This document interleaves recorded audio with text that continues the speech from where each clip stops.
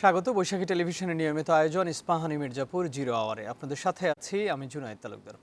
আমরা এই অনুষ্ঠানে সাম্প্রতিক বিভিন্ন বিষয় নিয়ে কথা বলে থাকি, আন্তর্জাতিক অর্থনীতি, রাজনীতি, সব বিষয়গুলো নিয়ে কথা বলে থাকি। আজকে আমরা আলোচনার একটি বিষয় নির্ধারণ করেছি, জোটবদ্ধ নির্বাচন ও সমসাময়িক বিষয়। এই বিষয়গুলো নিয়ে কথা বলার জন্য স্টুডিওতে আমার সঙ্গে দুজন অতিথি উপস্থিত আছেন। আমার পাশেই আছেন মাহবুব কায়সার, সহযোগী অধ্যাপক ও সহকারী প্রক্টর, ঢাকা বিশ্ববিদ্যালয়, এবং আরও আছেন আনাম খলিলুর রহমান ইব্রাহিম, যাকে আমরা ভিপি ইব্রাহিম নামে চিনি, সহ সভাপতি বাংলাদেশ জাতীয়তাবাদী কৃষক দল। আপনাদের দুজনকে স্বাগত জানাচ্ছি আমাদের আজকের আয়োজনে। ধন্যবাদ। প্রিয় দর্শক, আমরা মূল আলোচনায় যাব, তার আগে বৈশাখী টেলিভিশনের প্রধান প্রধান শিরোনামগুলো। যুক্তরাষ্ট্রের ভিসা বন্ডের তালিকায় বাংলাদেশ, প্রবেশের আবেদনে গুনতে হবে সর্বোচ্চ 18.5 লাখ টাকা, 21 জানুয়ারি থেকে কার্যকর। রোববার থেকে 4 দিনের সফরে উত্তরাঞ্চলে যাচ্ছেন তারেক রহমান, থাকছে না রাজনৈতিক কর্মসূচি, করবেন জুলাই যোদ্ধাদের কবর জিয়ারত। যকসু নির্বাচনে এখনও ভোট গণনা চলছে, 32 কেন্দ্রের ফলাফলে শীর্ষ 3 পদে এগিয়ে ছাত্র শিবির, ছাত্রদল ও শিবিরের মধ্যে হাড্ডাহাড্ডি লড়াই। মনোনয়ন বাতিল ও গ্রহণের বিরুদ্ধে তৃতীয় দিনে 131 আপিল। এবারের নির্বাচন পর্যবেক্ষণে 81টি সংস্থা নিবন্ধন পেয়েছে, বললেন ইসি সানাউল্লাহ।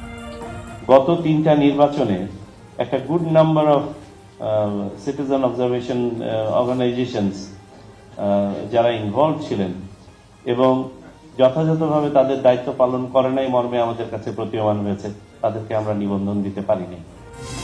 এবং আগামী অর্থ বছরে বাধ্যতামূলক হচ্ছে অনলাইনে ভ্যাট রিটার্ন দাখিল, বললেন এনবিআর চেয়ারম্যান। অনলাইনে ভ্যাট রিফান্ড কার্যক্রমের উদ্বোধন। দর্শক, আমরা শিরোনামগুলো শুনছিলাম। আমাদের এই অনুষ্ঠানটি বৈশাখী টেলিভিশনের পাশাপাশি আমাদের ইউটিউব চ্যানেল এবং ফেসবুক পেজেও সরাসরি সম্প্রচারিত হচ্ছে। আমরা মূল আলোচনায় যাচ্ছি। প্রথমে শুরু করতে চাই আনাম খলিলুর রহমান ইব্রাহিম, আপনাকে দিয়েই। নির্বাচনের কি অবস্থা দেখছেন আসলে এই মুহূর্তে? যে লেভেল প্লেইং ফিল্ড যদি বলি, আজকে জামাতে ইসলামী নির্বাচন কমিশনে গিয়েছিল, তারা সেখানে গিয়ে আনুষ্ঠানিকভাবে নির্বাচন কমিশনারদের সঙ্গে কথা বলেছেন এবং অভিযোগও করেছেন যে নির্বাচনে লেভেল প্লেইং ফিল্ড নেই। তারা বলছেন যে এখন যে অবস্থা চলছে, বিভিন্ন জায়গায় ডিসিএসপিদেরকে নিয়োগ দেওয়া হচ্ছে একটি দলের আনুগত্যের যারা আছেন তাদেরকেই, এবং সেজন্যই যেখানে ডিসিরা রিটার্নিং কর্মকর্তা হিসেবে কাজ করছেন, তাদের যারা প্রার্থী আছেন জামায়াতের, তাদের বিরুদ্ধে বৈষম্য করা হচ্ছে এবং অনেককে বাদ দেওয়া হচ্ছে। এই বিষয়গুলো নিয়ে অভিযোগ করেছেন। এরকম কি আপনারা দেখছেন কিনা? ধন্যবাদ আপনাকে। সম্মানিত সহ আলোচক, শুভেচ্ছা অভিনন্দন আপনারা যারা দেখছেন বা পরবর্তীতে দেখবেন। আসসালামু আলাইকুম। আসলে বিষয়টা একটু কন্ট্রাডিক্টরি হয়ে গেল। অভিযোগ তো আমরা করার কথা। আমার বাড়ি গাজীপুর 1 আসনে 29 তারিখে মনোনয়ন জমার শেষ তারিখ ছিল। তো 29 তারিখে আমাদের একটা স্থানীয় বিএনপির এবং অঙ্গ সংগঠনের একটা মিলাদ মাহফিল ছিল। আপনারা জানেন যে আমাদের দেশনেত্রী, 3 বারের প্রধানমন্ত্রী বেগম খালেদা জিয়া 30 ডিসেম্বর উনি ইন্তেকাল করেছেন। ওনার রুহের মাগফিরাত কামনায় একটা প্রোগ্রাম ছিল। সেখানে প্রায় 50,000 লোকের উপস্থিতি ছিল, নারী পুরুষ মিলিয়ে। সেখানে প্রোগ্রামটা ছিল সকালবেলায়। আগের দিনই আমরা একটা স্টেজ করেছিলাম। সকালবেলায় স্টেজ ভেঙে দিল প্রশাসন, বলল নির্বাচনী আচরণবিধি। তো ঠিক আছে, আলহামদুলিল্লাহ, নির্বাচনী আচরণবিধি। ওইখানে আমাদের বিএনপি জাতীয় নির্বাহী কমিটির শ্রম বিষয়ক সম্পাদক এবং যিনি দলের মনোনয়ন চেয়েছিলেন জনাব হুমায়ুন কবির খান উপস্থিত ছিলেন, সিনিয়র নেতৃবৃন্দ ছিলেন, এবং আমাদের গাজীপুর 1 আসনের এখন যিনি বিএনপির মনোনীত প্রার্থী মেয়র মুজিবুর রহমান, উনি 22 বছর কালিয়াকৈর পৌরসভার মেয়র ছিলেন, উনি উপস্থিত ছিলেন। কিন্তু তাদের কথা মেনে আমরা দোয়া মাহফিলটা ওই রাস্তার পাশেই শ্রমিক অ্যাসোসিয়েশন বা ফেডারেশনের যে মাঠ, সেখানে আমরা চলে গিয়েছি। কিন্তু তারপরেও দেখা গেল যে সেখানে আইন প্রয়োগকারী সংস্থার লোকজন এসে এবং একজন ম্যাজিস্ট্রেটের নেতৃত্বে আমাদের মোনাজাতটাও এক পর্যায়ে বলতে পারেন যে করতে দেয় নাই। 2 মিনিটের জন্য খালি মোনাজাত করে আমরা চলে গিয়েছি। নির্বাচনের আচরণবিধি আমি কিন্তু নির্বাচিত ছিলাম, আমার ইউনিয়নের চেয়ারম্যান ছিলাম। আচরণবিধি সম্পর্কে তো আমাদের জানা আছে। আচরণবিধির জন্য সমস্ত কার্যক্রম বন্ধ থাকবে, দোয়া মাহফিল, ওয়াজ মাহফিল, জারি গান, সারি গান বা এই যে বাউল গান, এগুলো বন্ধ থাকবে, এটা তো হয় না। সেগুলো তো চলছে, বিভিন্ন অনুষ্ঠান আদি চলছে। সেইখানে প্রার্থীদেরকে দাওয়াত দেয় কাদেরকে? প্রার্থীদেরকে। আর বিশেষ করে প্রার্থীদেরকে এই মুহূর্তে আরও দাওয়াত একটু বেশি করে দেয়। তারা মনে করে যে ভবিষ্যতে যেন আমরা তার সাথে যোগাযোগটা করতে পারি। সেখানে কিন্তু সবাই যাচ্ছে, যাওয়ার পরে তারা কিন্তু সেখানে কেউ ভোট চাচ্ছে না, হয়তো বলে দোয়া করেন, কারণ নির্বাচনী আচরণবিধিতে ভোট চাওয়া যাবে না এই কারণে। সেইখানে জামাত ইসলামের যারা প্রার্থী তারাও কিন্তু চাচ্ছে, অন্যান্য স্বতন্ত্র তারাও চাচ্ছে, তাদের কোনো দোষ হয় না, তাদের কোনো প্রোগ্রামে আইন প্রয়োগকারী সংস্থার লোকজন যায় না। কিন্তু বিএনপির মনোনীত প্রার্থী, ধানের শীষের প্রার্থীর এইরকমভাবে প্রশাসন ডিস্টার্ব করছে। তা আমার তো অভিযোগ ছিল যে আমি বলতাম যে এটা তো জামাত ইসলামের কাজগুলো করছে। তা আপনার প্রশ্ন শুনে আমি তো একটু অবাকই হলাম। আজকে দেখেন, এই যে আজকে এই 5 তারিখের পর থেকে, 5ই আগস্টের পর থেকে আমাদের দেশে যে সকল ঘটনা ঘটছে, এটা আগ বাড়িয়ে কারা করছে, কারা গোপনে একা একা বড় হওয়ার চিন্তায়। এই জামাত আর বিএনপি তো একসাথেই ছিল, একসাথে পথ চলা দীর্ঘদিনের। এই জামাত তো বিএনপির কাঁধে ভর করেই রাজনীতিতে তাদের স্থান তারা করে নিয়েছে যতটুকুই পেরেছে। তো এখন বিএনপিকে তারা মনে করে যে তারা ক্ষমতায় যাব, বিএনপির তারা সেরকমভাবে মানে গুরুত্বহীন মনে করতেছে রাজনীতিতে। কিন্তু একটা জিনিস মানে কথা বললে সঠিক কথাটা বলারই চেষ্টা করি। আমাদের জনাব তারেক রহমান সাহেব আসার আগে এমন একটা প্রেক্ষাপট যে মনে হয় যে ওই যে বট বাহিনী, মব বাহিনী, এমন একটা অবস্থার সৃষ্টি করছিল। তো আমার মনে হয় যে জনাব তারেক রহমান সাহেব আসার পরে তাকে এই দেশের যে পরিমাণ মানুষ তাকে বিমানবন্দরে স্বাগত জানিয়েছে এবং 300 ফিটে সম্বর্ধনা দিয়েছে, এটা একটা বিরল ঘটনা। 1964 সালে ইরানের ধর্মীয় নেতা আয়াতুল্লাহ খোমেনিকে নির্বাসনে দেওয়া হয়েছিল। 68 সালে উনি দেশে আসে, তখনও কিন্তু এরকম লোকে লোকারণ্য। তা আমার মনে হয় পৃথিবীর ইতিহাসে এত বৃহৎ সমাবেশ অতীতে আর কখনো সেটা নিয়েও প্রশ্ন আছে, আমি বলছি, আসছি ওইখানে। এবং সেই কারণে এখন জামাত হয়তো মনে করতেছে যে আমরা এতদিন এত দৌড়ঝাঁপ, এত বিশুদ্ধার, 50-60 হাজার ইউটিউব ফেক আইডি দিয়া এত অপপ্রচার করলাম, তারপরে মানুষের মন থেকে তো বিএনপিকে বা শহীদ রাষ্ট্রপতি জিয়াউর রহমান বীর উত্তমকে, বেগম খালেদা জিয়াকে, জিয়া পরিবারকে আমরা তো এত মিথ্যা অপবাদ দিয়ে এত কথা বলে আমরা তো জনগণের মণিকোঠায় থেকে তাদেরকে সরাইতে পারি নাই। জনগণের মধ্যে এখনও জিয়া পরিবার, শহীদ জিয়া, বেগম খালেদা জিয়া এবং জনাব তারেক রহমান, এদের কথাই জনগণের মধ্যে সবচেয়ে প্রাধান্য পাচ্ছে। এবং এদেশের মানুষ মনেই করে যে শহীদ জিয়া, বেগম খালেদা জিয়া, জনাব তারেক রহমান, তারা বাংলাদেশি জাতীয়তাবাদের শক্তি, তারা বাংলাদেশ জাতীয়তাবাদকে প্রতিষ্ঠা করেছে এবং এই শক্তি কোনো অন্যায়ের কাছে বা ভিন দেশের কাছে কখনো মাথা নত করে না।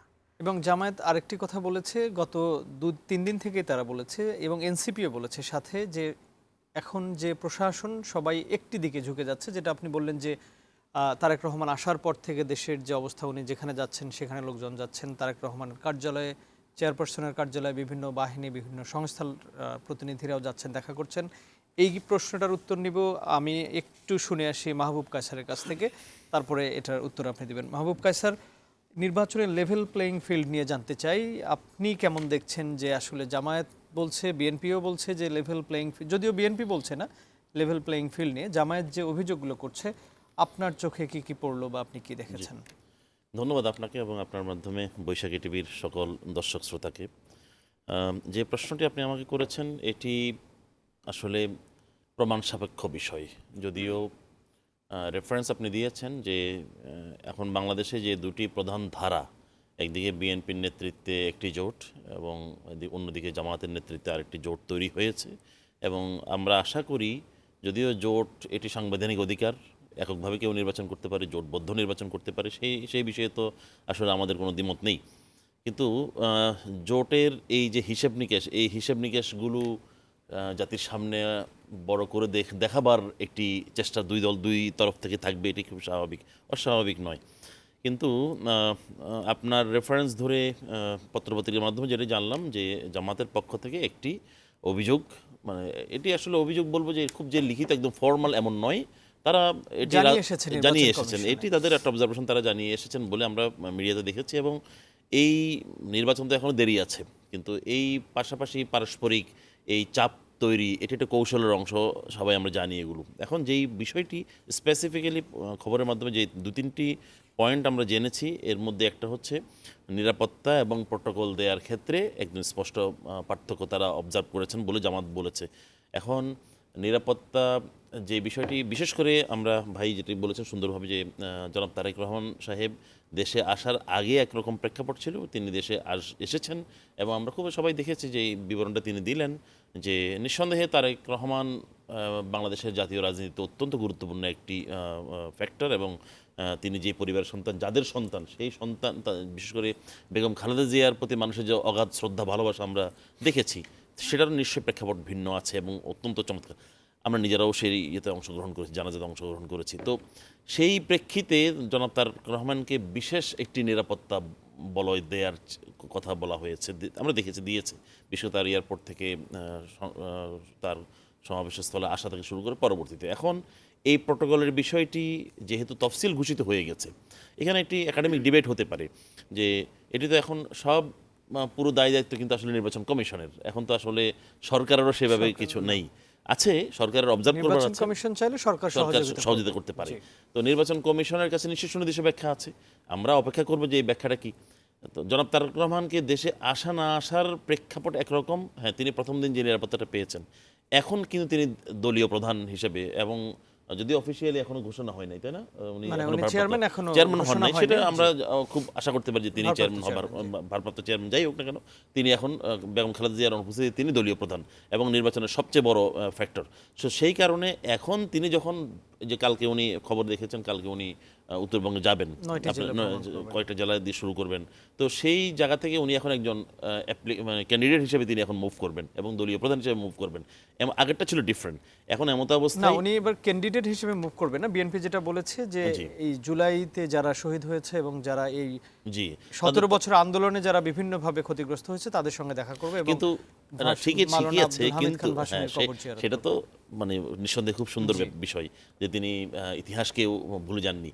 কিন্তু আমরা যেটা বলতে চাই, তিনি নিজেও একজন ক্যান্ডিডেট এবং তার দল কিন্তু নির্বাচনের মাঠে আছে, সেই প্রশ্নটাই জামাত করছে যে সুতরাং এমত অবস্থায় ধানের শীর্ষের লোগো নিয়ে বিভিন্ন জায়গায় যাবেন। তো স্বাভাবিকভাবেই আমরা যত কিছু বলি না কেন, জনাব তারেক রহমান অত্যন্ত গুরুত্বপূর্ণ অধ্যায় এবং ফ্যাক্টর, কিন্তু পাশাপাশি তিনি এখন নির্বাচনের মাঠে আছেন।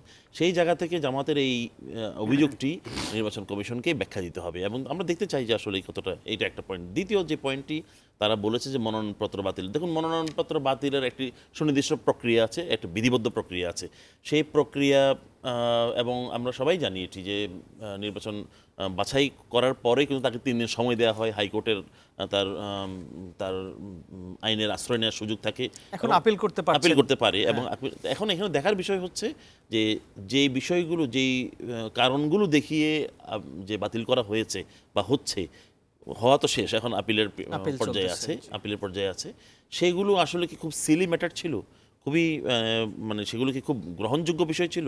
হ্যাঁ, যে কোনো কাউকেই তো আইনের কাছে আমরা পাঠাতে পারি, আদালতের কাছে পাঠাতে পারি। এখন এটা কি হয়রানিমূলক নাকি, এই পয়েন্টটা গুরুত্বপূর্ণ। তা আমার কাছে মনে হয়নি যে এটি খুব বেশি হয়রানিমূলক, বরং এটি এখন প্রার্থী যিনি প্রাথমিকভাবেই তিনি বাতিল হয়ে যায়, তিনি তো স্বাভাবিকভাবেই এই কথা বলবেন। তবে সংখ্যাগতভাবে আমরা দেখেছি যে একটু হেভিওয়েট যদি চিন্তা করি, তাহলে বিএনপির তুলনায় জামাত এবং এনসিপির বেশি সংখ্যা তারা বাতিল হয়েছে সাময়িকভাবে। সবচেয়ে বেশি বাতিল হয়েছে স্বতন্ত্র থেকে। স্বতন্ত্র থেকে বেশি হবে, কারণ স্বতন্ত্রতা আসলে সেভাবে প্রিপারেশনও থাকে না, 1% ভোট তাদের ওই যে ভোটের সংখ্যাটা একটা ব্যাপার থাকে। আমরা তাসনিম জারাকেও দেখেছি তিনি বাতিল হয়েছে। তো সুতরাং আইন আদালত কতজনকে ফিরিয়ে দেয়, অনেকেরই ইতিমধ্যে ফিরিয়ে দিয়েছে। দিন শেষে এই অভিযোগটি খুব বেশি বড় হবে না, কিন্তু বরং তার চেয়ে বেশি বিষয়টি হচ্ছে প্রটোকলের বিষয়টি নিঃসন্দেহে। কারণ আপনি যদি একজন ব্যক্তিকে প্রটোকল দেবেন তখন ভোটারদের তো এত হিসাব নিকাশ নাই, তারা দেখে যে তার সাথে কে আছে, তার সাথে সেনাবাহিনীর লোকজন আছে, তিনি নিরাপদ। তো সেই জায়গাগুলো ভোটারদের উপর মনস্তত্ত্বের উপর একটি ইনফ্লুয়েন্স তৈরি করে এবং সেটি আইনেও কিন্তু নিষেধ আছে। আর 3 নম্বর যে পয়েন্টে তারা বলছেন যে ভোটারদের ফ্যামিলি কার্ড যে দেওয়া, এটি খুব বেশি আলোচনায় আসে না, যে এই বিষয়গুলো আইনের বিধিতে কিন্তু মানে স্পষ্ট বলা আছে।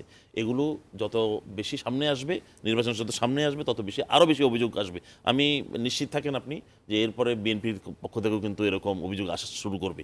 তা আমরা মনে করি, এবং সবচেয়ে গুরুত্বপূর্ণ যে আলোচনাটি এসছে ডিসিএম এসপিদের বদলি।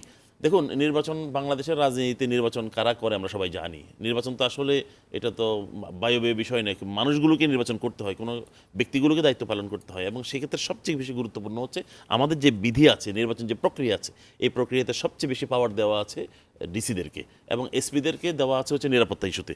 সুতরাং নির্বাচন যিনি ফলাফল যিনি ঘোষণা করবেন তিনি হচ্ছেন ডিসি। সুতরাং ডিসিদের যে এই বিষয়টি যে আলোচনা এসছে, এবং এখন ডিসিএসপিদেরকে তো স্বাভাবিক সময়েও তো আমরা বদলি হতে দেখেছি, কিন্তু জামায়াত বলছে যে এখন যারা বদলি হয়ে আছেন ডিসিএসপিরা, তারা অন্য একটি দলের সাপোর্টার, যারা আসলে যারা ওই দলকে সমর্থন করেন, তারাই আছেন এখন ডিসিএসপি। সেটি এখন তাদের অভিযোগ, এটা অভিযোগ। কিন্তু এই অভিযোগ মানে তারা যদি প্রমাণ সহ দিতে পারেন, আমরা আশা করতে পারি যে মাত্র তো অভিযোগ দিলেন, নিঃসন্দেহে এটি যারা নির্বাচন কমিশনে আছেন তারাও কিন্তু এই দায় নিতে চাইবেন না। আমরা কিন্তু পুলিশের এবার ট্রান্সফার দেখেছি লটারির মাধ্যমে, সেটি দেখেছি, হ্যাঁ, সেটা একটা দাবিও ছিল, কিন্তু এটা হয় না, আসলে এটি হয় না। তবে আমরা যেটা মনে করি সেটি হচ্ছে যে নির্বাচন কমিশন একটি বড় চ্যালেঞ্জের মধ্যে আছে। অন্য যে কোনো সময় হচ্ছে নির্বাচনটা বাংলাদেশের দেশের মানুষের কাছে সবচেয়ে কাঙ্ক্ষিত বিষয়, কারণ আমরা সবাই জানি 13-15 বছর ধরে আসলে এই দেশে একটা প্রজন্ম ভোট দিতে পারেনি। এমত অবস্থায় আমরা মনে করি যে নির্বাচন কমিশন খুব দৃঢ়ভাবে এই জিনিসটি হ্যান্ডেল করতে হবে। তারা যদি এই বিষয়গুলোর সদুত্তর এবং যথাযথ ব্যবস্থা নিতে না পারেন, তাহলে এই বর্তমান যে সরকার আছেন, এই সরকারের বদনাম হবে, সেটা ঠিক আছে, কিন্তু সবচেয়ে বেশি মানে আদালতের কাঠগড়ায় দাঁড়াতে হবে এই নির্বাচন কমিশনকে। আমরা আশা করি নির্বাচন কমিশন শুধু কোনো একটি দলের বিষয় নয়, বরং বিএনপিও যদি এই অভিযোগটা করে সেটি খতিয়ে দেখা উচিত এবং এই বিষয়ে সুনির্দিষ্ট ব্যবস্থা নেওয়া উচিত। ভিপি ইব্রাহিম, আপনার কাছে যে প্রশ্নটি রেখে গিয়েছিলাম, এই যে আপনাদের যে দলীয় কার্যালয়, এখন চেয়ারপারসনের কার্যালয়, সেটিকে বলা হচ্ছে এখন কিছু সরকারি কর্মকর্তা, বিভিন্ন দল, ব্যবসায়ী সংগঠন, সবাই সেটাকে কেবলা মনে করছে এবং সেই অনুযায়ী সবাই সেখানে যাচ্ছে, দেখা করছে। মনে হচ্ছে যে তারেক রহমান এখন ইতিমধ্যে বাংলাদেশের প্রধানমন্ত্রী হয়ে গেছেন, এই কথাটাও বলা হচ্ছে। আসলে মন গড়া কথা বললে তো আর হবে না। আজকে তারেক রহমান সাহেবের যে কথাটা বলতেছেন, 5 তারিখের আগে আসেন, 24-এর 7ই জানুয়ারি যে নির্বাচনটা হইল, সেই নির্বাচনে তারেক তৎকালীন সরকার যে কোনো মূল্যে নির্বাচন করবে। যখন দেখা গেল যে দেশটা একটা গৃহযুদ্ধের দিকে যাবে, তখন কিন্তু তারেক রহমান সাহেব গৃহযুদ্ধ থেকে দেশকে রক্ষা করবার জন্য নির্বাচন বর্জনের ঘোষণা দিয়েছিলেন, আপনাদের মনে থাকবার কথা। সেই নির্বাচনে দেখা গেছে 4-5% ভোট পড়ছে। সুতরাং তখনই তো প্রমাণিত হয়েছে যে এ দেশের 95% মানুষ কোনো না কোনোভাবে দেশের স্বার্থে জনাব তারেক রহমান সাহেবকে সমর্থন করে। 17 বছর এদেশে কোনো প্রকৃতভাবে যে নির্বাচন সেটা হয় নাই, মানুষ ভোট দিতে পারে না। 95% মানুষের কথা বলছেন যে তারেক রহমানকে সমর্থন করে। হ্যাঁ, আচ্ছা, উনি তো নির্বাচন বর্জনের ডাক দিয়েছিলেন, সেখানে ইয়েও ছিল, জামাতও ছিল, অন্যান্য ইয়েও ছিল। আমি মানে বিএনপির নেতৃত্বে, তারেক বিএনপির রহমানের নেতৃত্বে তখন থেকেই কিন্তু আপনি ধরে নিতে পারেন। এখন আপনি এই 1 কোটি 1.5 কোটি লোক জমায়েত হতে যদি মনে করেন যে এই কারণে এটা হয়েছে, নো। আরেকটা জিনিস আমাদেরকে মনে রাখতে হবে, জনাব তারেক রহমান উনি কে? উনি শহীদ রাষ্ট্রপতি জিয়াউর রহমান বীরুত্তমের সন্তান। শহীদ রাষ্ট্রপতি জিয়াউর রহমান উনি সেনাপ্রধান ছিলেন, সেনাবাহিনীর প্রধানের সন্তান এই হিসেবে তাদেরও একটা দুর্বলতা থাকতেই পারে। আমি বলবো না দুর্বলতা আছে, একটা দুর্বলতা থাকতেই পারে। উনি দেশনেত্রী বেগম খালেদা জিয়ার সন্তান। শহীদ রাষ্ট্রপতি জিয়াউর রহমান কিন্তু স্বাধীনতার ঘোষক। এখানে মুক্তিযোদ্ধাদের জনাব তারেক রহমান সাহেবের প্রতি একটা সিম্প্যাথি থাকতেই পারে। এখানে উনি এই দেশে কৃষিতে যে আধুনিকায়ন এনে দিয়েছেন, আপনার সেচ ব্যবস্থা, খাল খননের মাধ্যমে যাতে অতি বন্যায় বা অতি খরায় শস্য নষ্ট না হয়, সেই জন্য সেচ ব্যবস্থায় উনি অভূতপূর্ব উন্নয়ন করেছেন। উনি অতি অল্প খরচে স্যালো ডিপ টিউবওয়েলের মাধ্যমে চায়না থেকে আমদানি করে তো গরু দিয়ে হাল বাওয়া হতো, সেটার পরিবর্তে উনি আধুনিকায়নের ক্ষেত্রে ট্রাক্টর আমদানি করেছেন। তো উনি এক ফসল হইতো, তো উনি যাতে 2 ফসল হয় সেই জন্য বিদেশ থেকে বীজ আমদানি করা হয়েছে। সুতরাং তারিক রহমান সাহেবের প্রতি মানে যারা যাচ্ছেন তারা কি বেগম just খালেদা জিয়া সৌজন্য সাক্ষাৎ করতে যাচ্ছেন? জি, বেগম খালেদা জিয়া এই দেশের নারী শিক্ষাকে অবৈতনিক করে দিয়েছেন, ইন্টারমিডিয়েট পর্যন্ত তাদের কোনো লাগবে না। তারপরে বেগম খালেদা জিয়া এক সময় কৃষি ঋণ 5,000 টাকা পর্যন্ত সুদ আসলে মৌকুব করে দিয়েছেন, 10,000 টাকা কৃষি ঋণের সুদ মৌকুব করে দিয়েছেন। তা বেগম খালেদা জিয়া 25 বিঘা পর্যন্ত জমি তাদের খাজনা মৌকুব করে দিয়েছেন। তো স্বাভাবিক কারণেই এই দুর্বলতা তো তাদের প্রতি আছে। আজকে যদি দেশ স্বাধীন না হতো তাহলে তো সেদিন জিয়াউর রহমান সাহেব যে ভূমিকা নিয়েছিলেন তাকে তো সর্বাগ্রে ফাঁসি দেওয়া হতো। এরা তো সেটা করেছেন। 111 সরকার বেগম খালেদা জিয়াকে মানে এই বাংলাদেশকে বিরাজনীতিকরণের একটা প্রক্রিয়া হাতে নিয়েছিল। সেদিন 2 নেত্রীকে এই রাজনীতিতে মাইনাস করার পরিকল্পনা গ্রহণ করেছিল এবং কথা অনুযায়ী কিন্তু শেখ হাসিনা উনি কিন্তু বিদেশ চলেও গিয়েছিলেন, খালেদা জিয়া কিন্তু যান নাই। তার 2 সন্তানকে মেরে অত্যাচার করে সেই ভিডিও পর্যন্ত আমার দেশনেত্রী বেগম খালেদা জিয়াকে দেখিয়েছে যে আপনার সন্তানদেরকে তো মেরে ফেলবে। তারপরে উনি বলেছেন না, বিদেশে আমার কোনো ঠিকানা নাই, সন্তানদেরকে আমি আল্লাহর কাছে সঁপে দিলাম, যদি ওদের মৃত্যু, প্রত্যেক মানুষকে মরতে হবে, যদি আমাদের একটা বিরতির সময় হয়েছে। দেশের জন্য এত ভূমিকা এত কিছু করে সেই তাদের সন্তান জনাব তারেক রহমান, যিনি নির্বাসনে তাকে এতদিন সেজন্যই কি সবাই সৌজন্য সাক্ষাৎ করতে যাচ্ছে? সৌজন্য সাক্ষাতে ধরে নিতে পারেন সম্পূর্ণ সিম্প্যাথি, এটা মানুষের ভিতরে সিম্প্যাথি থাকে। এখানে রাজনৈতিক নির্বাচন কোনো আপনি না, নির্বাচনের কোনো বিষয় না। আপনি বা আমার বাড়িতে যদি একজন মানুষ মারা যায়, স্বাভাবিক দিনের চাইতে ওই দিন তো অন্তত 50 জন লোক বেশি আসবে। তো একটা লোক দীর্ঘ এত বছর আলোচিত ব্যক্তি, যার নামে মানে অহরহ টেলিভিশন খুললেই বদনাম দুর্নাম করা হয়েছে, ধন্যবাদ। সেই মানুষটা আমরা একটু আসছে, বিরতিতে যাব। স্বাভাবিক কারণে মানুষ কিন্তু সেখানে একটু ভিড় জমাবে, তাকে দেখতে যাবে, এছাড়া অন্য কিছু না। ধন্যবাদ। আমরা একটা বিরতিতে যাব। জোটবদ্ধ নির্বাচন ও সমসাময়িক বিষয় নিয়ে কথা বলছিলাম। বিরতির পর এসে মাহবুব কায়সার আপনার কাছ থেকে যেটা জানতে চাইবো যে এই যে কেমন দেখলেন এনসিপি এবং জামায়াত ইসলামের এই জোটটাকে আপনি কিভাবে বিশ্লেষণ করবেন? জামায়াতের সাথে জোটের পর থেকেই আমরা দেখলাম এনসিপি থেকে অনেকেই পদত্যাগ করছেন এবং বিভিন্ন রাজনৈতিক দলে যোগ দিচ্ছেন। আপনার কাছ থেকে বিরতির পর এসে এই প্রশ্নের উত্তর নিব। প্রিয় দর্শক, ইস্পাহানি মির্জাপুর জিরো আওয়ারে নিচ্ছি ছোট্ট একটা বিরতি, ফিরছি একটু পর, সাথেই থাকুন।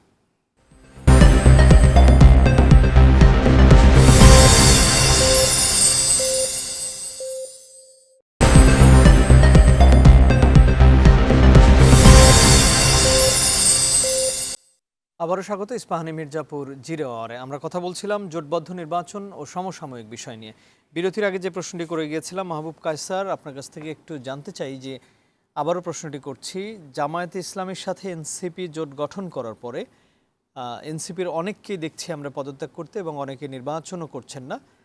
এই এনসিপি এবং জামায়াতের জোটকে কিভাবে বিশ্লেষণ করবেন, আর এনসিপি আসলে ভবিষ্যতে কেমন করবে আপনার কাছে কি মনে হয়? জি, ধন্যবাদ। একটি স্পেকুলেটিভ প্রশ্ন আসলে। প্রথম বিষয়টা হচ্ছে এনসিপির জন্মটা যে প্রেক্ষাপটে তৈরি হয়েছে সেটা আমরা সবাই জানি, সংগ্রামের মধ্যে দিয়ে, আন্দোলনের মধ্যে দিয়ে, এটা আন্দোলনের মধ্যে দিয়ে, এটা গণ অভ্যুত্থানের নেতৃত্ব দেওয়ার মধ্যে দিয়ে। এবং ভাই এই বিরতির আগে যে কথাটি বলছিলেন যে আন্দোলনে সবারই মানে কম বেশি অংশগ্রহণ ছিল, কিন্তু বিএনপি, তারেক রহমান, জামাত ইসলামী সবারই অংশগ্রহণ ছিল। কিন্তু এটি সত্য কথা যে গত 17-18 বছরে যে আন্দোলন, যে গণতন্ত্রহীনতার যে বিরুদ্ধে যে আন্দোলন, সেই আন্দোলনে রাজনৈতিক দল হিসাবে সবারই ভূমিকা ছিল, কিন্তু একটি অরাজনৈতিক প্ল্যাটফর্ম তৈরি করে এটি সরকারকে, এটি রেজিমকে হটিয়ে দেওয়ার ক্ষেত্রে এনসিপির এই ছেলেগুলোর কিন্তু তখন, এখন আমরা এনসিপি বলছি, তখন আসলে ব্যক্তিগুলোকে চিন্তাম আমরা, নাহিদ বৈষম্য বিরোধী ছাত্র আন্দোলন যে অধিকারটি ছিল, আন্দোলনটি ছিল, তাদেরকে আমরা সামনে আসতে দেখেছি এবং তারা কিন্তু রক্তের বিনিময়ে, তাদের নেতৃত্বে, তাদের আহ্বানে হাজার মানুষ রক্ত দিয়ে এই প্রেক্ষাপট তৈরি করেছে। এখন আমরা নির্বাচনের দিকে যাচ্ছি। এখন আমার প্রশ্নটা, যে প্রশ্নটা আপনি করেছেন যে এনসিপি দল হিসাবে কেমন করবে বা তারা তাদের ভবিষ্যৎ কি, তারা জোট করেছে, প্রথম বিষয়টি হচ্ছে আমি আরও একাধিক টকশোতে এই কথাটি বলেছি যে এখন এই মুহূর্তে না, এই মুহূর্তে তাদের বিষয়ে আমরা পরে বলবো। শুরু থেকে বলে আমার ধারণা ছিল এরকম যে এনসিপি যদি সত্যিকার অর্থেই বাংলাদেশে একটি প্রেশার গ্রুপ হিসেবে থাকতো, তাহলে এই যে জুলাইয়ের যে রক্তক্ষরণ, যে মানে ত্যাগ, এই ত্যাগের বিষয়টি বারবার তারা যদি আমাদেরকে স্মরণ করে দিত, একটি প্রেশার গ্রুপ, রাজনৈতিক একটি প্রেশার গ্রুপ হিসেবে তা থাকতে পারতো।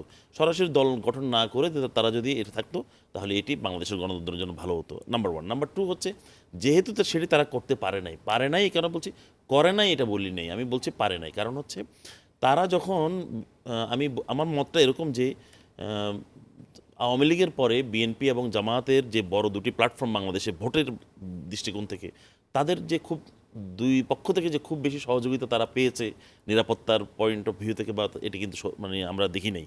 সেই জন্য তারা একটি রাজনৈতিক প্ল্যাটফর্ম তৈরি করেছে এবং আমি এই অধিকার তার আছে, এবং নতুন দল হিসেবে তাদেরকে নারিশ করবার, বড় করবার এবং গণতন্ত্র তাদেরকে রাজনৈতিক মানে যে অভিপ্রায়, সেই অভিপ্রায়ে একটি সংঘবদ্ধ হওয়ার সুযোগ দেওয়ার ক্ষেত্রে বড় দলের ভূমিকা অনেক বেশি আছে। দেখুন, যে কোনো গণতান্ত্রিক দেশে শুধু সরকার থাকলে হয় না, একটি শক্তিশালী বিরোধী দল থাকা লাগে, এটি গণতন্ত্রের সৌন্দর্য এবং সরকারি দলের জন্য সৌন্দর্য। কারণ তা না হলে সরকারি দলগুলো ফ্যাসিস্ট হয়ে ওঠে, এটি আমরা লেটেস্ট দেখছি, অতীত থেকে দেখছি। সেই অর্থে এনসিপি একটি তৃতীয় বা দ্বিতীয় একটি শক্তি হওয়ার সুযোগ ছিল। এখন এনসিপিতে তারা ছোট পরিসরে তারা দল গঠন করেছে, এবং দল গঠন করে তারা আবার তাদের রাজনৈতিক নির্বাচনমুখী যেই পরিকল্পনা, সেই পরিকল্পনায় তারা অনেক আলোচনা ছিল, তারা বিএনপি নেতৃত্বাধীন জোটে যাবে নাকি জামাতের নেতৃত্বাধীন জোটে যাবে। তারা সিদ্ধান্ত, তাদের গণতান্ত্রিক প্রক্রিয়া আমরা মিডিয়ার মাধ্যমে যতটুকু দেখেছি, গণতান্ত্রিক ভোটাভুটির মাধ্যমেই তারা জামাতের সাথে জোটবদ্ধ হয়েছে। এবং হ্যাঁ, এটার রিয়াকশন হিসেবে আমরা এটাও দেখেছি যে তাদের শীর্ষস্থানীয় বেশ কয়েকজন তারা আবার ভিন্নমত পোষণ করেছে। হ্যাঁ, নিঃসন্দেহে গণতন্ত্রের তো ভিন্নমত থাকবেই। আপনি সামগ্রিক আন্দোলন, সামগ্রিক সিদ্ধান্তের মধ্যে যেন ভিন্নমত থাকবে, একটি পার্টিকুলার সিদ্ধান্তের ব্যাপারেও ভিন্নমত থাকবে। হ্যাঁ, জামাতের সাথে আসার ফলে তাদের বেশ কিছু কয়েকজন শীর্ষস্থানীয় এখনকার প্রতিদিনই কিছু কিছু কর্মী বা নেতা, এবং তারা কেউ স্বতন্ত্র নির্বাচন করছে, কেউ নির্বাচন থেকে সরে যাচ্ছে, আবার কেউ বিএনপির সাথে যোগ দিচ্ছে এবং বিএনপির প্রার্থী হয়েও হয়তো নির্বাচন করবে। এই যে পালাবদল, এই পালাবদলটা খুব বেশি মানে বড় করে দেখি না এই কারণে, দেখুন, নির্বাচন, রাজনীতি, এগুলোতে তো এই খেলা চলে। নতুন দল হিসাবে তারা সিদ্ধান্ত গ্রহণে হয়তো অত পরিপক্কতার পরিচয় দিচ্ছে না, কিন্তু আমি মনে করি তাদের এই আগামী যে নির্বাচন, সময় কম, এই নির্বাচনে তারা কোনো না কোনো প্ল্যাটফর্মে গিয়ে তারা তাদের রাজনৈতিক শক্তিটাকে বৃদ্ধি করবার চেষ্টা করবে, এবং তারা তাদের হিসাব নিকেশ তারাই করবে, তারা ভালো জানে। কিন্তু আপনি যে ভবিষ্যতের কথা বলছেন, আমি এটি সময়ের উপর ছেড়ে দিতে চাই।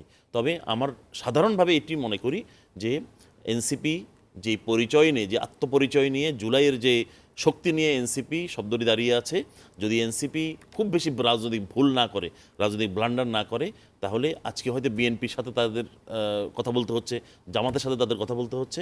আমি মনে করি এনসিপি যে তাদের রাজনৈতিক দর্শন, জুলাইকে তারা সত্যিকার অর্থে ধারণ করে, যেভাবে হাদি যেভাবে বলে গেছে, যেভাবে অন্যরা বলছে, সত্যিকার জুলাইয়ের স্পিরিট যদি তারা সত্যিকার যেভাবে নেতৃত্ব দিয়েছিল সেটি যে নির্মমভাবে ধারণ করে, তাহলে এনসিপিকে আপনি অদূর ভবিষ্যতে একটি শক্তিশালী শক্তি হিসেবেই দেখতে পাবেন। অনেকেই কিন্তু বলছিলেন যে এনসিপি হচ্ছে জামায়াতের একটি বি টিম, জামায়াতের সঙ্গে যাওয়ার পরে এটা আরো বেশি মানুষ বলছে, আপনি কি মনে করেন? আমি মানুষের মত তো আর আমার মত মানে আমি অশ্রদ্ধা করছি না, মানুষ যেটা বলি, কিন্তু আমি সাধারণভাবে একজন অবজারভার হিসেবে সেটা মনে করি না। কারণ এই জন্য মনে করি না, দেখুন, আজকে যদি বিএনপির ভোটাভুটি, তাদের যে গণতান্ত্রিক যে প্রক্রিয়া, সেই প্রক্রিয়া যদি ভোটাভুটি করে তারা বিএনপি নেতৃত্বাধীন দলে যেত, তাহলে কি আমরা বিএনপির বি টিম বলতাম? বিএনপি বি টিম তাকে কখনোই বলা হতো না, কিন্তু সবসময় জামায়াতের বি টিম বলা হতো, যে তারা হচ্ছে এই একটা সোর্স এটা হতে পারে। যে আন্দোলনটি হয়েছিল, সেই আন্দোলনে এই যে এনসিপির নেতৃত্বে যারা আছে, তাদের সাথে যাদের নাম তখন আমরা পেয়েছি ব্যাকগ্রাউন্ডে, দেখুন, তারা শিবিরে ছিল, সেই জায়গা থেকে হতে পারে। কিন্তু আমরা এই কথাগুলো বলে কোনো একটি রাজনৈতিক প্ল্যাটফর্মকে অশ্রদ্ধা, ছোট করা কিংবা তাদেরকে হীনভাবে দেখা, এটি অন্যায়, কারণ এটি রাজনৈতিক অদূরদর্শিতা। ধন্যবাদ। ভিপি ইব্রাহিম, আপনার কাছে জানতে চাই, আমরা গত 2 দিন আগে একটি জরিপ দেখেছি, যেখানে বিএনপি 70% ভোট বিএনপিকে মানুষ দিতে চায়, জামায়াতকে 19%, এনসিপিকে 2.6% এরকম ভোট দিতে যাচ্ছে। আপনারা কি এখন অনেক বেশি, মানে বিএনপি কি মাঠে অনেক বেশি অপ্রতিদ্বন্দ্বী মনে হচ্ছে কিনা এই নির্বাচনের মাঠে, এবং আসলে কি মাঠের বাস্তবতাটা কি তাই মনে করেন আপনারা নিজেরা? আমি এভাবে বলতে চাই না যে অপ্রতিদ্বন্দ্বী, এটা একটু, যেখানে 19 যদি আপনারা ধরেন আর আপনারা 70, তার মানে কাছাকাছি কেউ নেই। এনসিপি এবং জামায়াত ইসলামী একসঙ্গে ধরলেও 21 না, এই something। পার্সেন্টেজের প্রতি আমার সমর্থন আছে, কিন্তু ওইভাবে বলতে চাই না যে অপ্রতিদ্বন্দ্বী, কারণ নির্বাচন তো হচ্ছে, এই কারণে তার ওই 19%-এর জন্য তার নির্বাচন বাদ দিচ্ছে না। সুতরাং প্রতিদ্বন্দ্বিতা তো হচ্ছে, ইলেকশনে প্রার্থীরা তো তারাও আছে, বিএনপির প্রার্থীও মাঠে আছে। এখানে বিষয়টা হলো যে অবাধ সুষ্ঠু নির্বাচনের জন্যে, অংশগ্রহণমূলক নির্বাচনের জন্যে যেটা আমরা চেয়েছিলাম গত 17 বছর, যেমন তারেক রহমান সাহেব যেমন বলেছিলেন যে আমাকে ভোট দিতে হবে এমনটা নয়, আমার হাতকে শক্তিশালী করুন, আমি আপনাদেরকে ভোট অধিকার ফিরিয়ে দিব। তো এইটাই। আর বিএনপি আপনারা তো জানেন যেটা বহুদলীয় গণতন্ত্রের বিশ্বাস করে, বহুদলীয় গণতন্ত্রে বিএনপি সেইভাবেই সেই ইয়েই আছে যে আজকে এনসিপির জন্ম হয়েছে, এতে তো বিএনপির কোনো বাধা নেই। তবে তাদের শুরুটা, আচরণ, উচ্চারণ এবং বর্ণটা একটু জনগণকে এখন আমার মনে হয় যে দ্বিধান্বিত করে ফেলেছে। তো ভাই একটা কথা বলেছে যে ফ্যামিলি কার্ড নিয়ে, বিএনপি ফ্যামিলি কার্ড এটা একটা পরিকল্পনার কথা বলছে। না, এটা নির্বাচনী জামাত ম্যানিফেস্টো। তো নিশ্চয়ই। তারা অভিযোগ দিয়েছে। এখন অভিযোগ দিয়েছে। আমি যদি অভিযোগ করি যে ওনারা তো জান্নাত দিতে চাইতেছে, তাহলে কোন পর্যায়ে যাচ্ছে? ওনারা তো জান্নাত দিতে চাইতেছে, না, BNP সেই বহুবার অভিযোগ দিবেই বহু নিশ্চয়ই। বক্তব্যে এগুলা বলতেছে। এইগুলা আমি মনে করি এগুলা কথার কথা। এই সকল কথা বলে মানুষ এখন বুঝে। আপনি যত ইয়ের মানুষকে একটা কথা বলবেন, এটা যেমন আমাদের যে ফ্যামিলি কার্ড, এটা কিন্তু একটা পরিকল্পনা আছে, এবং এতে করে দেশের যা প্রচলিত সুযোগ সুবিধা আছে এগুলো কিন্তু একটাও বাদ যাবে না। ফ্যামিলি কার্ড একটা কার্ডের মাধ্যমে ভর্তুকি দেওয়া হবে, যেটা এই যে কার্ড দিয়ে সেটা তারা এটা করবে, এবং এতে কিন্তু অন্য যেমন বয়স্ক ভাতা, বিধবা ভাতা, তারপরে আরও যে প্রতিবন্ধী ভাতা, এগুলো কিন্তু কোনোটাই হবে না। টিসিবি, তারপর আরও যে এইগুলা পায়, 2 ঈদের মধ্যে যেটা পায় এরা ইউনিয়ন পরিষদের কিন্তু মাধ্যমে। ভাই, এটা কি দল হিসেবে বিএনপি এখন দেওয়ার সুযোগ আছে কিনা তফসিল পরে, এটাই হচ্ছে প্রশ্ন। না, প্রশ্নটা- দিতে তো অবশ্যই না, পারে। পরিকল্পনার কথা তো আপনি বলতেই পারেন, আচ্ছা, কারণ আপনি সেটাই তো বলা- সেটাই বলা যাবে। আপনি তো এখন দিবে কিভাবে? আপনি তো দল হিসাবে যদি আপনি ক্ষমতায় যান, এটার জন্য তো ক্ষমতায় না, যেতে সেই হবে। কথা বলতে এই পারি। পরিকল্পনা বা এটার সুযোগ সুবিধার জন্য তো বিএনপিকে ক্ষমতায় যেতে হবে, ক্ষমতায় গেলে এই পরিকল্পনা নেওয়া হবে। এবং আমরা মনে করি যেটার মানে সম্ভাবনা আছে, এবং এটা সম্ভব যদি আপনার 28 লক্ষ কোটি টাকা দুর্নীতি হয়েছে, যেটা আমরা মোটামুটি জানি। এই দুর্নীতিটাকে যদি একটু চেক দেওয়া যায়, তাহলে তো মানুষকে এই ফ্যামিলি কার্ড আর এই কৃষি কার্ড, সেটা কি সম্ভব হবে? কেন সম্ভব হবে না? অবশ্যই সম্ভব হবে। কেন সম্ভব হবে না? আপনি তো দুর্নীতি একবার বন্ধ করার দরকার নাই, মাত্রাটা কমিয়ে আনেন না সহনীয় পর্যায়ে। না, এটা আমরা লাইভে বলি না যে বন্ধ করা দরকার না না, নেই। বন্ধ করে দিতে চাই। আমি যেটা বলতেছি যে আপনি মাত্রাটা কমিয়ে আনেন না শুরুতে, আপনি যদি প্রথমেই করেন তাহলে সেটা হবে না। এটা হলো অবাস্তব কথা। That's কেউ true. যদি বলে যে দুর্নীতি একেবারে বন্ধ করবে, আপনি কিভাবে বন্ধ করবেন? তবে এটার মাত্রাকে কমিয়ে আনতে হবে। আমরা আমি ব্যবসায়িক মানুষ, আমি ব্যবসা করি, আমরা কিন্তু ধরি যে আমাদের এরা 10% করে, এটা কিন্তু সহনীয়। আর এই 10% যদি আপনি ঠেক দিতে যান, তাহলে কিন্তু সেটা হয়তো মানে কন্ট্রাডিকশন হবে, আরও এটা বাড়বে। তা আমাদের দুর্নীতি, জামায়াত এবং এনসিপি জোট কিন্তু বারবার বলছে যে তাদেরকে ভোট দিলেই দুর্নীতি কমানো সম্ভব, বিএনপিকে ভোট দিলেই সব জায়গায় দুর্নীতি আরো বেড়ে যাবে। তারা কি ঠিক আগের যে অবস্থা সেই অবস্থায় যাবে। তারা কি এই 5 তারিখের পরে তাদের অ্যাকাউন্টে কোনো কিছুই জমা হয় নাই, বদলি বাণিজ্য হয় নাই, প্রমোশন বাণিজ্য হয় নাই, অনেক কিছুই তো হয়েছে, অনেক কিছুই তো হয়েছে। এই জন্য আমি বলছি যে সহনীয় যেটা, সেই দিকে না যেয়ে যদি আমি পুকুর চুরি করি, দেশটাকে তো মানে একটা এমন পর্যায়ে নিয়ে গেছে। আজকে অর্থনৈতিক অবস্থাটা কি দেখেন, এই অর্থনৈতিক অবস্থাটা কি করতে হলে সহনীয়ভাবে যতটা সম্ভব, এই বছর যদি আপনি মনে করেন যে 80% বন্ধ করতে পারেন, নেক্সটে আবার 90%, তারপর আবার 2%, তাতে 1 বছর 2 বছরে আপনি এটাকে 0% নিয়ে আসেন। 0% আনতে গেলে এদেরও সুযোগ সুবিধা বাড়াইতে হবে, যারা এই দুর্নীতিটা করে, যাতে দুর্নীতির পথে হাত না বাড়ায়, তাদেরকে সেই রকম সুযোগ সুবিধা, এবং এটা রাষ্ট্রের পক্ষে এটা সম্ভব। অনেকে বলছে এই নিরপেক্ষ সরকার যারা এখন ছিল, এটা কিন্তু অন্তর্বর্তী রাষ্ট্রের সরকার, পক্ষে সম্ভব। সেই সরকার যেহেতু পারল না, সামনে অনেক কঠিন হবে, এটা অনেকেই বলছেন যে সামনে রাজনৈতিক যে দল ক্ষমতায় আসবে তাদের জন্য দুর্নীতি রোধ করা আরো অনেক কঠিন হবে। এটা কেন হবে? বেগম খালেদা জিয়ার সময় এই ইমাজিং টাইগারে পরিণত হলো দেশের অর্থনীতি।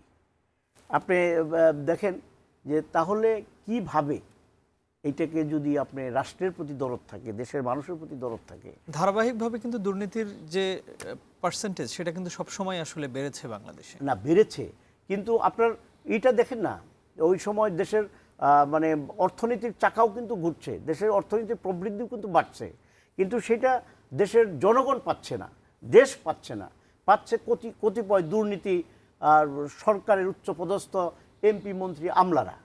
এইটাকে বন্ধ করতে পারলেই তো আপনার অটোমেটিক্যালি অনেক কিছুই সম্ভব।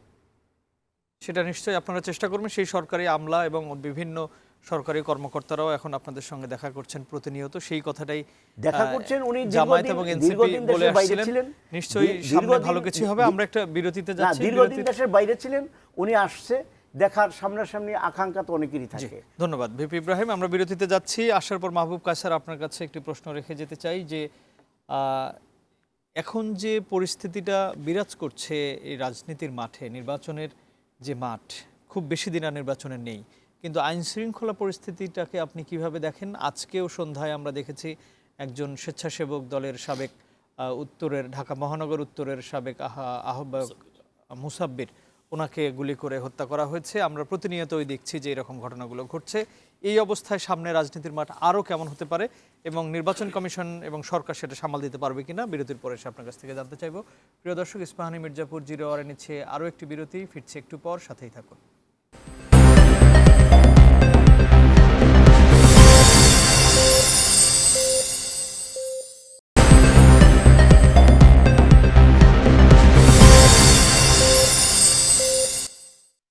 আবারও স্বাগত ইস্পাহানী মির্জাপুর জিরো আওয়ারে। প্রিয় দর্শক, এই অনুষ্ঠানটি বৈশাখী টেলিভিশনের পাশাপাশি আমাদের ইউটিউব এবং ফেসবুক চ্যানেলেও সরাসরি সম্প্রচারিত হচ্ছে।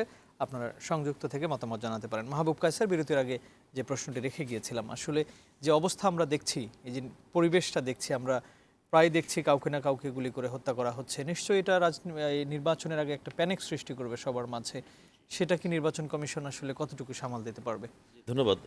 একটু যদি আমি এই পয়েন্টে যাওয়ার আসার আগে আরেকটু বিষয় একটু বলি যে আগের আলোচনার মধ্যে ছিল যে অনেক দিন পরের দিনই দেশে এসছেন তারেক রহমান, এই কারণে অনেকেই তাকে দেখা করতে চান, কোনো সন্দেহ ঠিকই আছে। কিন্তু একজন সেনাবাহিনীর পদস্থ ব্যক্তি এবং তিনি কোনো একটা বাহিনীর যদি তিনি খুব কর্ণধার হন, তিনি যখন কোনো একজন রাজনৈতিক দলের কাছে এরকম ভিআইপিদের কাছে যাবেন, তখন তার প্রটোকল লঙ্ঘিত হয় কিনা এবং সেটি নির্বাচনের এই মুহূর্তে এটি বৈধ কিনা, এটিও কিন্তু আসলে আমাদের নজরে আনতে হবে। কারণ একজন ব্যক্তি যখন তিনি দায়িত্ব পেয়ে যান, তখন তিনি শুধু আর ব্যক্তি থাকেন না, তিনি সৌজন্য সাক্ষাৎ নন। এটা কিন্তু ইউনিফর্ম পরা ব্যক্তি বা আমরা দায়িত্বপ্রাপ্ত ব্যক্তিরা বিভিন্ন বাহিনীর, তাদের তো সবার প্রতি দায়িত্ব সমান। সবাই আইন শৃঙ্খলা বাহিনী যারা দেখবেন, তারা কিন্তু আমি তাদের কাছে সমান গুরুত্ব পাওয়া উচিত সাংবিধানিকভাবে, সেই জায়গাটা একটু খেয়াল রাখা দরকার। আর যেই কথাটি আপনি বলছেন যে আরেকটি বিষয় যে দুর্নীতির যে পয়েন্টটি এসছে, দুর্নীতি কেন ভাই বলছেন, অবশ্যই আমরা আশা করি বড় দল হিসাবে বিএনপির কাছে অনেক বেশি প্রত্যাশা আমাদের, এবং এটা একদম বিএনপি বাংলাদেশের ইতিহাসে অত্যন্ত গুরুত্বপূর্ণ একটি অধ্যায়। বিশেষ করে প্রেসিডেন্ট জিয়াউর রহমান, তারপরে বেগম খালেদা জিয়া, এবং এখন একই ধারাবাহিকতায় আমরা এই লিগাসিটা না টেনেও আমরা তারেক রহমানকে একজন বিজ্ঞ রাজনীতিবিদ হিসেবে দেখতে পারি। তার কথাবার্তার মধ্যে যথেষ্ট ম্যাচিউরিটি, যথেষ্ট দেশপ্রেম আমরা দেখছি। দেখুন, যখনই আমরা এই রেফারেন্সটা টানি, তখন মাঝে মাঝে আমাদের কাছে ভয় লাগে যে এটা আবার আরেক পরিবারতন্ত্র হয়ে ওঠে কিনা। এটি কিন্তু আমরা চাই না। কিন্তু ব্যক্তি তারেক রহমান একটা ইনস্টিটিউশন হয়ে উঠুক এবং দেশকে নেতৃত্ব দিক, সেটি আমাদের আমরা সেই আশাবাদ ব্যক্ত করি। আর যেই কথাটি বলছেন যে এই নির্বাচনের বিষয়টি, আইন শৃঙ্খলার যে বিষয়টি, এটি অত্যন্ত অ্যালার্মিং এবং সময় অনেক দেরি হয়ে গেছে। আমরা একটি মর্মান্তিক ঘটনার সাক্ষী হলাম বাই দিস টাইম, আজকে সহ দুটো। হাদিকে যেভাবে মারা হয়েছে এবং এর পরবর্তী যে রিয়াকশন এদেশের মানুষ, এদেশের যুব সমাজ দেখিয়েছে, সেটাও কিন্তু তফসিল ঘোষণার পরের দিনে। এখন দেখুন, হাদি হয়তো বিএনপি বা জামাতের কোনো কেউ না, কিন্তু হাদি একাই একটা ইনস্টিটিউশন হয়ে উঠেছে এবং একটি আহ্বান হয়ে উঠেছে, একটি ভাষা হয়ে উঠেছে দেশের। সুতরাং হাদিকে মৃত্যুর মধ্য দিয়ে কিন্তু যারা মেরেছে তারা একটা মেসেজ দেওয়ার চেষ্টা করেছে যে আমরা হাদিকেও সরিয়ে দিতে যেহেতু পেরেছি, আমরা আগামী দিনে আরও অনেককে হয়তো সরিয়ে দিতে পারবো। আমরা মনে করি যে দেখুন, একজন ব্যক্তি বা একটা গোষ্ঠীকে আপনি অস্ত্র দিয়ে কিছু প্রার্থীকে মাঠে অস্ত্র দিয়ে নিরাপত্তা দিয়ে যদি মাঠে নামান, তাহলে সেটা দুই ধরনের মেসেজ যায়। একটা হচ্ছে ওই প্রার্থীরা হয়তো নিরাপদ থাকে, অ্যাপারেন্টলি মনে হতে পারে, কিন্তু সাথে সাথে জনগণের কাছে এই মেসেজটাও যায় যে শুধু প্রার্থীরাই কেউ নিরাপদ। একজন ভোটের দিন আপনি কে প্রার্থী কে ভোটার এই বুঝবেন কীভাবে? সবাই, যে ব্যক্তি আমি একজন সাধারণ ভোটার হিসেবে যদি আমি এই প্রশ্ন তুলি যে আমার কাছে যিনি ভোট চাইতে আসেন তার হাতে আর তার সাথে গানম্যান আছে, তাহলে আমার নিরাপত্তা আমি কোথায়? ভোট দিতে যাবো, তাহলে আমার সে নিজেও তো নিরাপত্তা সে নিজেও স্বতন্ত্রভাবে নিরাপত্তার মধ্যে বলয়ে থাকে না, তাকে এক্সট্রা নিরাপদ নিতে হয়। আমি মনে করি আইন শৃঙ্খলা বাহিনীকে অবশ্যই এই বিষয়টি খেয়াল রাখতে হবে। আর নির্বাচন কমিশন বারবার বলছেন যে আমাদের মানে না পারার কিছু নাই, পারতেই হবে। আমি সেটা মনে করি যে পারবো কি না, আপনি যে প্রশ্নটা করেছেন পারবে কি না তারা একটি সুশৃঙ্খল নির্বাচন করতে, সেটি আমাদের কাছে আর এখন আর মুখ্য নয়। মুখ্য বিষয় হচ্ছে পারতেই হবে। পারতেই এবার যদি আমরা হেরে যাই তাহলে কিন্তু সবাই হেরে গেছে। অপারেশন ডেভিল হান্ট ফেজ 2 চলতেছে, তারপরেও এখনো কিন্তু যে জুলাই আগস্টের যে সেই সময় আন্দোলনে যে বিভিন্ন থানা থেকে অস্ত্র লুট হয়েছিল সেগুলো সেগুলো এখনো এখনো উদ্ধার পুরোপুরি হয়নি। উদ্ধার হয়নি, এখনো অনেক প্রায় 3,500 অবৈধ অস্ত্র বাইরে আছে। আমি একটু প্রশ্ন করতে চাই ভিপি ইব্রাহিম আপনার কাছে যে এই উত্তরাঞ্চলের 9টি জেলায় তারেক রহমান এখন ভ্রমণ করবেন, যদিও আপনারা বলছেন এবং সব জায়গা থেকেই বলা হচ্ছে যে এটা নির্বাচনী কোনো প্রচার নয় এবং নির্বাচনী কোনো সফরও নয়, কিন্তু এটা কি আসলে সেই 9টি জেলার যে যারা লোকজন মানে আপনাদের কর্মী আছে বা সাধারণ জনগণ আছে তাদেরকে একটু উজ্জীবিত করার কৌশল কিনা?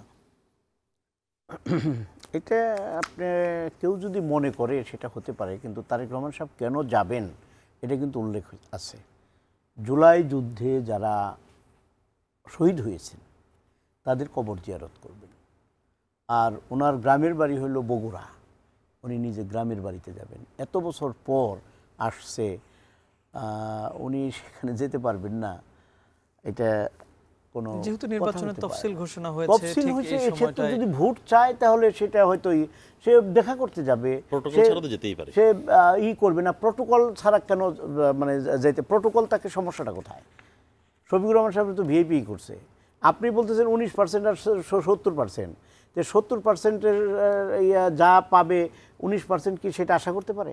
নাম্বার 1। নাম্বার 2, আপনি দেখেন সেনাপ্রধানের সাথে তো শফিকুর রহমান সাহেব মিটিং করেছে, তখন তো এত কথা হয় নাই। আর তারেক রহমান সাহেবের মা 30 ডিসেম্বর মারা গেছেন, অনেকের সাথে একটা সম্পর্কের কারণে শোক প্রকাশ করতে যেতে পারেন, উনি দীর্ঘদিন পরে আসছে, সেটাকে এত হাইলাইট করে মানে সেটাকে এমনভাবে প্রভাকাণ্ড করা হচ্ছে যেটা একটা দেশের মানুষ আমার মনে হয় না যে প্রভাকাণ্ড ভালোভাবে নিচ্ছে। তারেক রহমান সাহেবের যে আজকে দেখেন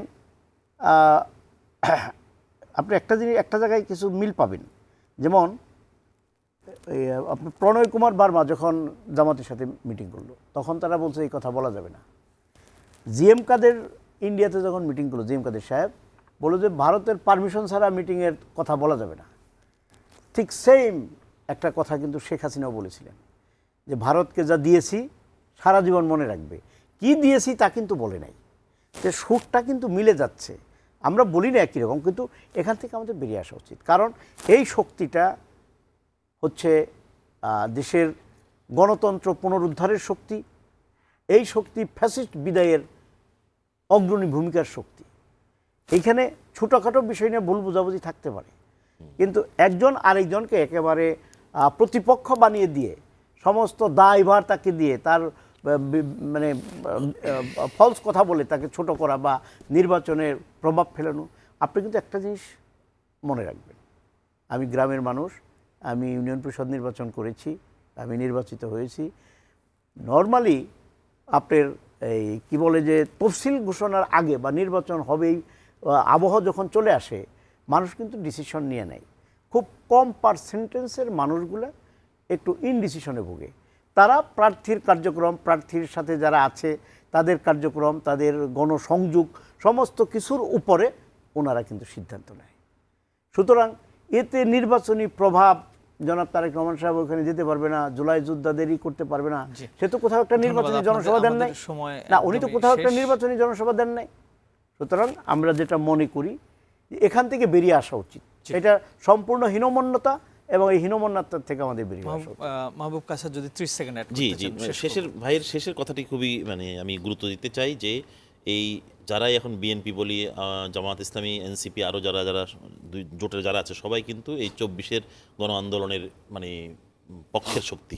সুতরাং এই বর্তমান বাস্তবতায় এই পক্ষের শক্তিগুলো দলমত আদর্শ ভিন্ন প্রচার থাকবে, কিন্তু তাদের মধ্যে ভুল বোঝাবুঝি কমিয়ে একটি জাতীয় ঐক্য তৈরি করার মধ্য দিয়েই এদেশে গণতন্ত্র এবং ভবিষ্যৎ পুনর্নির্মাণ করতে হবে। এটি হচ্ছে সবচেয়ে বড় বিষয়।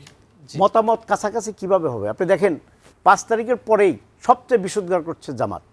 সবচেয়ে তাদের বক্তব্য বিবৃতিতে তারা বিএনপিকে বেশি আঘাত করবার চেষ্টা করেছে, নানাভাবে বিএনপিকে তারা ক্ষতিগ্রস্ত করার চেষ্টা করেছে। সুতরাং তাদেরও সংযত হয়ে এবং সবাই যে নিশ্চয়ই সবাইকে সংযত একত্রে হতে হবে। রাজনীতি করেছে সেটাকেও একটু মনে রেখে একটু নির্বাচন- জামাত ইসলাম কিন্তু বিএনপিকে দ্বারা সবচেয়ে বেশি উপকৃত।